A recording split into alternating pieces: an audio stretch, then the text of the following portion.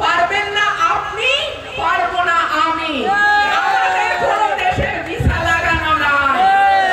আর সরকারকে অনুরোধ করি, এমন কোনো কাজ করবেন না, এমন কোনো অপকর্মে জড়াবেন না, এমন কোনো দুর্নীতি করবেন না, এমন কোনো ওয়াদা করবেন না যেটার কারণে আপনার সেফ এক্সিটের প্রয়োজন হতে পারে।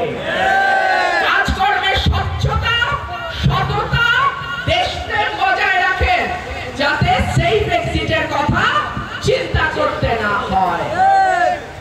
ইনশাআল্লাহ এইবারও আপনারা ধানের শীষেই ভোট দেবেন।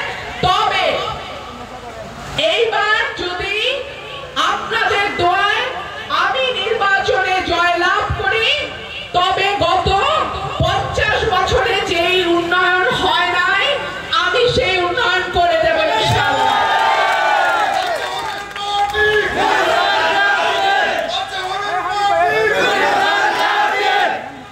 আপনারা প্রশ্ন করতে পারেন, আপনি যে করবেন তার প্রমাণ কি?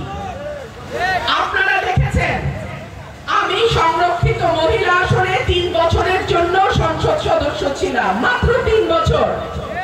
আমার বরাদ্দ ছিল একজন নির্বাচিত এমপি 10 ভাগের 1 ভাগ, কিন্তু সেইটা দিয়ে, সেই সামান্য বরাদ্দ দিয়ে যেটুকু সম্ভব আমি কাজ করে গেছি। সঠিক কি সঠিক না? ইনশাআল্লাহ এইবার যদি বিএনপি আপনাদের ভোটে ক্ষমতায় যায়, তখন সরকারে থাকবে আমাদের দল।